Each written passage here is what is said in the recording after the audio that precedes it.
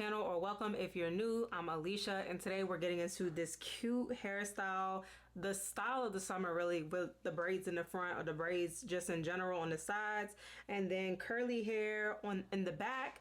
And this hair is from Curlsqueen hair. All the details will be down in the description box below. I'll also tell y'all later on once I get into the tutorial of the video. But I loved it. I love this so much more than I thought I was gonna love it. It came out so cute. The braids, I've never done my hair like this, and I did the braid style a few weeks ago. Actually, might have been a few months ago, with the braids in the front and the curly hair in the back, and I felt like my braids were too far back. I don't know, something about it I didn't all the way love, but this, I think it's because the hair is just so much bigger. I used 2 bundles of hair, only 2 bundles of hair. It was just so much hair, and it came out bomb. It came out so bomb. I think these hairstyles look a lot better with the tighter curls.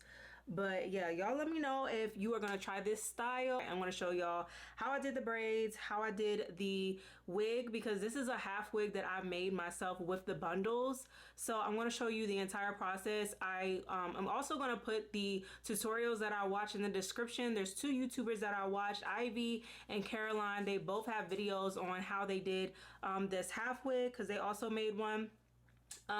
So yeah, it was really informational, and it was really helpful for me. This is my first time ever making a half wig, so I was learning as I went. But I like this better than buying a half wig, I'm not gonna lie. There's a lot of good half wigs on the market, but if you like full hair like this, you might as well go ahead and make you one. This can also be used for a cute flip over with a little bit of leave out. Like, you don't have to do the braids in the front. You can do so many different things with this. Yeah, I'm looking forward to doing different styles with this half wig. I'm probably gonna be keeping it for a very long time and just doing different stuff with it. So I'll be able to update you guys. This is probably gonna be my go-to when I'm not trying to wear a glueless wig, because a glueless wig normally is my go-to. But so when I'm giving lace a break, I'll probably be wearing this. So I'll be able to update you guys on what I think about this hair later on as I continue to wear it.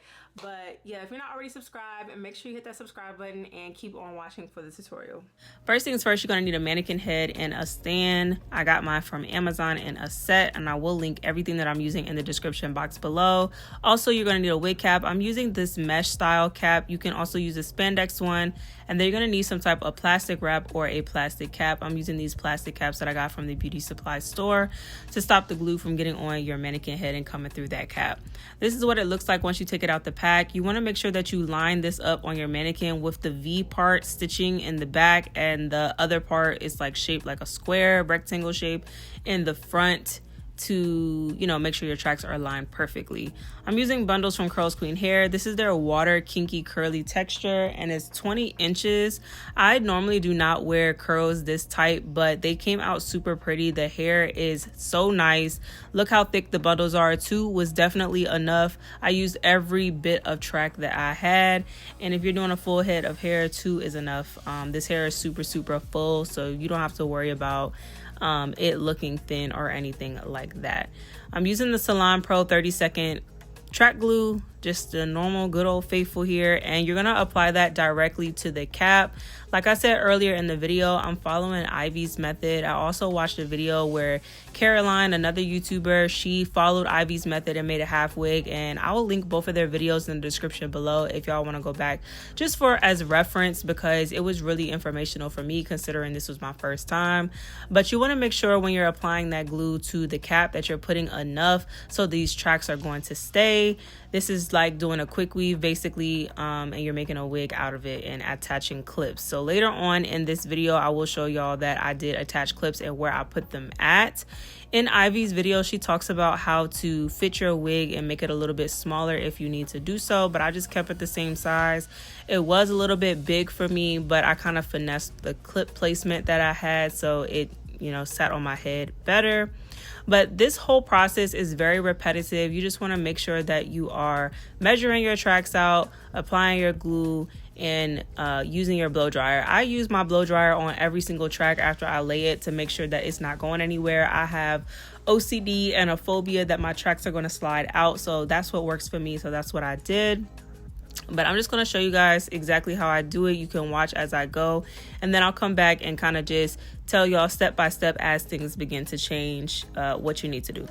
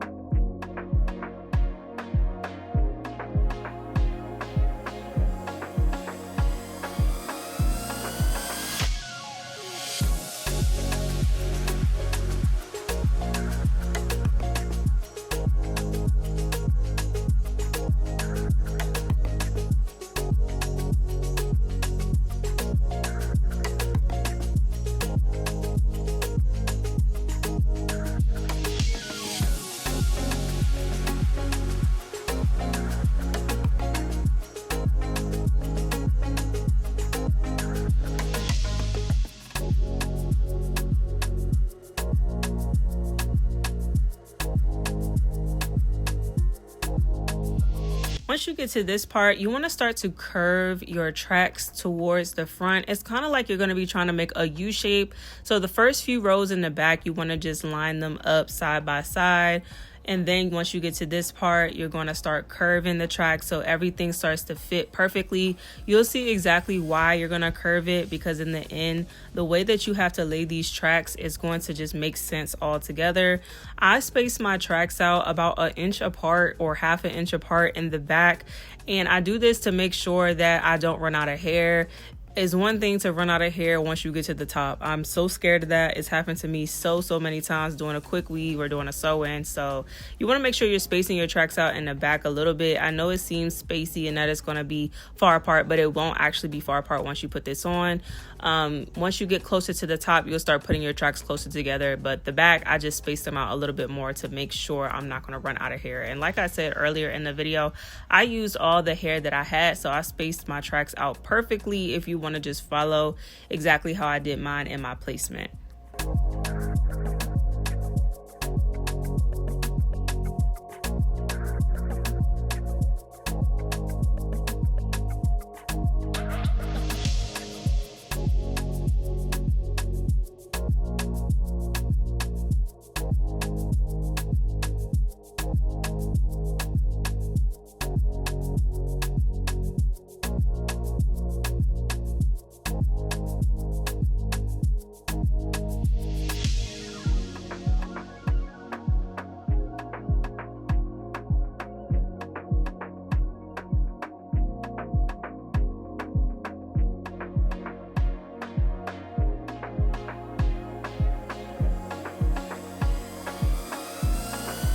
Once you get to this part, your tracks are going to start to even out and not curve so much in the front. So just continue to lay those tracks as you go towards the top of the head all the way to the end of that cap. You want to make sure you're going all the way to the end of that cap so it's giving that illusion at the end, and you'll see exactly what I'm talking about. Basically, how you lay your tracks is going to have this like invisible look to it where people can't see where the tracks are per se.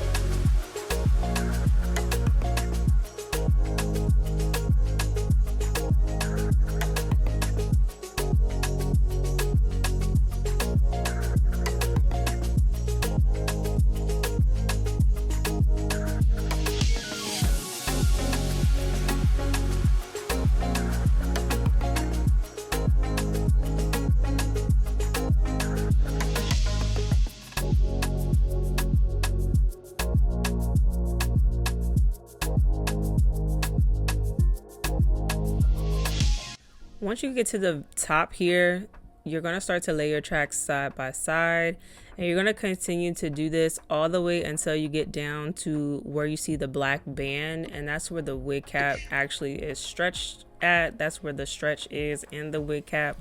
So you want to go all the way down to this point. This is how Ivy's method is. She has a whole layout specifically for how she lays her tracks and how we're going to do that flip over method in the front. So once you get to that black band part, that's when we're going to start laying our tracks differently.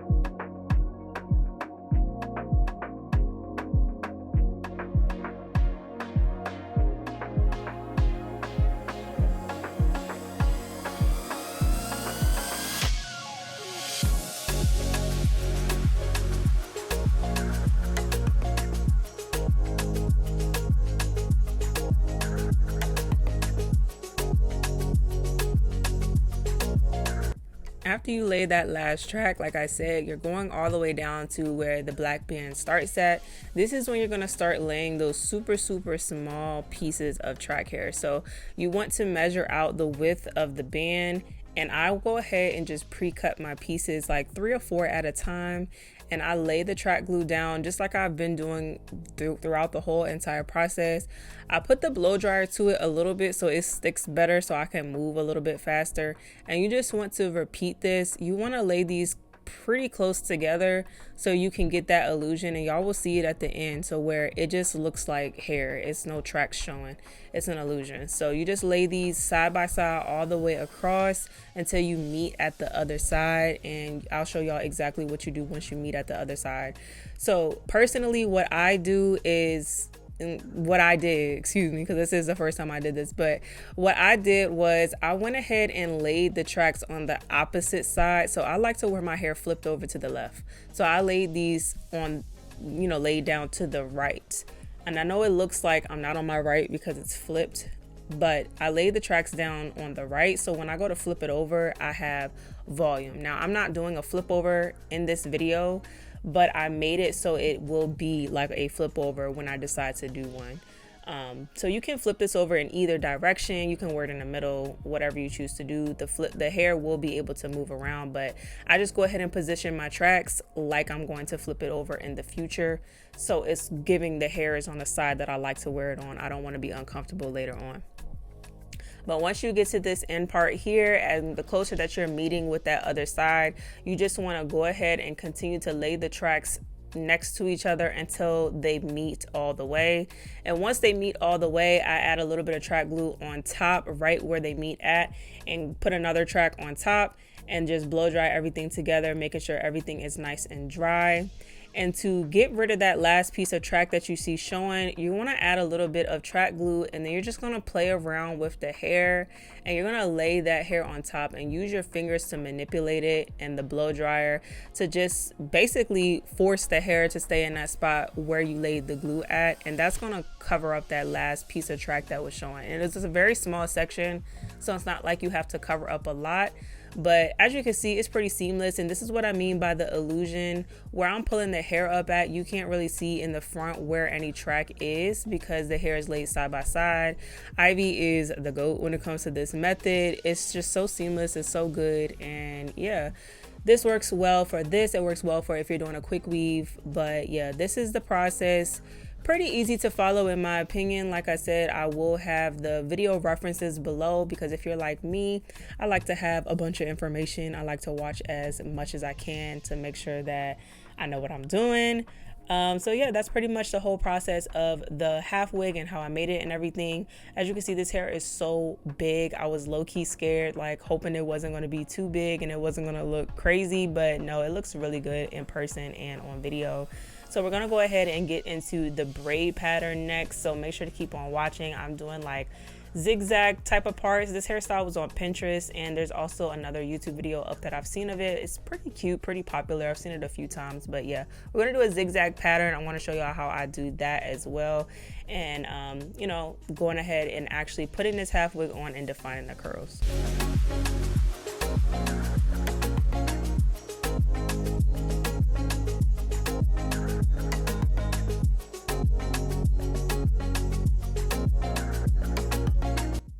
For the product that I'm using to braid my hair, I'm only using this. This is the Neat Bird conditioning gel. I only use this. I've been using this for months. I love using this product. It does not get dry. There's another braiding gel that is really popular. It's orange. I don't like to use that one because it makes my hair too dry and it just looks ashy. This right here, it just looks conditioned. It actually does what it says it's going to do. It looks shiny and it makes my braids look really good. I like to use this product for stitch braids. I'm not specifically doing stitch braids. I'm just braiding my hair. It was hard to do stitch braids in this specific style, but yeah, I like using this product a lot. It lays the hair down good. And yeah, so if you're natural, I would definitely suggest this. I am not natural, but it still lays my hair down really good, obviously, because I have a relaxer. But when I don't have a relaxer, it still lays my hair down really, really good. I know my hair looks tight, and I just want to say it looks tighter than it actually is. I did braid my hair pretty tight. I'm not tender-headed, so I didn't notice. But that front piece looks like it's really, really tight. But I have a widow's peak, and it just looks crazy at this point. I should have left out a little bit of edge right there, but it is what it is. I wanted to make sure to put that little disclaimer out. It is not pulling my hair or anything. It's just looking tighter on camera. But as I was braiding this, I kind of got lost in the sauce and messed up the parting in the middle. I was supposed to be doing like zigzag type of pattern, but once I got to these two braids specifically, I don't know why I made them meet, but I wasn't restarting. So in the end, it looked fine, but I was supposed to be doing a zigzag pattern.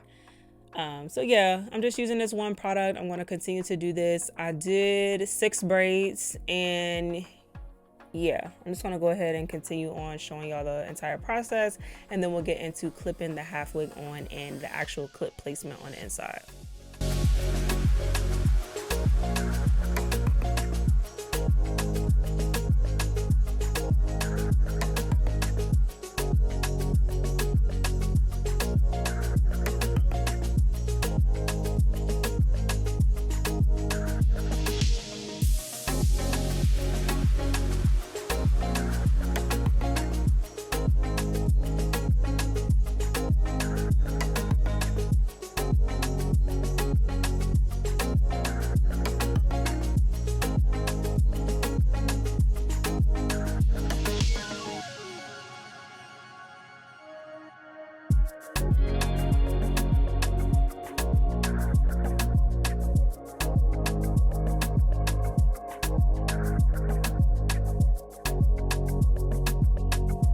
Once I finished braiding, I just slicked the back of my hair back because honestly I was tired of braiding. I did not want to have to braid the back up as well.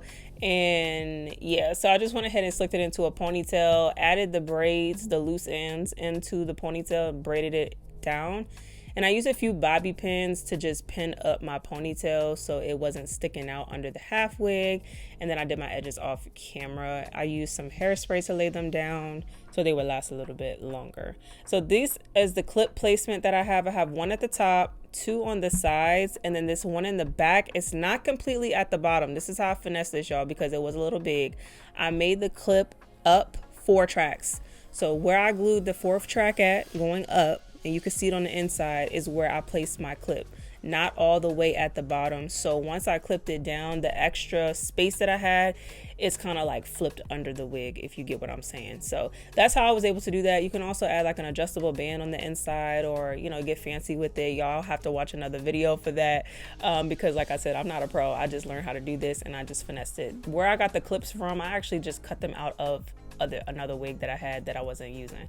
And I clipped the top part of the wig onto like the 5th braid I had in my head, because it was just going to be too far back if I went all the way back. I'm only using 2 products, which is water and the dough mousse. It is so good. I love this mousse. I've been using it for years, and I'm using my unbrushed, specifically this one. This is like the 2nd or 3rd version they came out with. It gets through thicker hair a lot better. I use it on my daughter's hair over the first one that I bought. It just works a lot better in my opinion. I don't know what they did different to it, but yeah, it's linked on my Amazon storefront as well, and I'll have all the products in the description box below. Like I said, this hair is so big, it's so full. I try to just go section by section and take my time. I do not like defining curls. It takes so long, and I'm just like so OCD and weird about like being wet outside the shower. I don't like the feeling, and when you do this, you get wet. That's the reason why I have this towel on. But yeah, you want to make sure you take your time and just get through the hair. I separated the sections like from top and bottom so I could make sure to really define the curls, and I really took my time. I just wet the hair down, used the unbrush to completely detangle everything, and then I went in with my mousse, and I went really heavy on the product. I am going to be doing like a few little ringlet type curls with my finger coils, should I say, with the ends of the curls. I like to do that. It just makes it look a little bit better in the end. And I did use my blow dryer with the diffuser on the bottom to just dry the curls, and you know, I didn't have to wait all day long. If you're somebody who is scared of the big hair, wearing it wet like this and letting it air dry would be fine as well. I'm actually going to do it tomorrow when I put this back on my head, just so it's not so big, because as it dries and as you go on, it gets bigger and bigger and bigger. But I love the curls. They look so pretty. I did not get a whole lot of shedding, just a little bit, because I did cut the wefts when I was making the wig. But this is some really good hair. I've actually had hair from Curlsqueen before, and I've never had a bad experience. Worth the money for sure. I would definitely recommend this company. So yeah, you guys can keep on watching to see the final result of how my curls turned out and everything. Let me know what y'all think about this hairstyle down in the description box below. And if you're not already subscribed, make sure to go ahead and subscribe to my channel.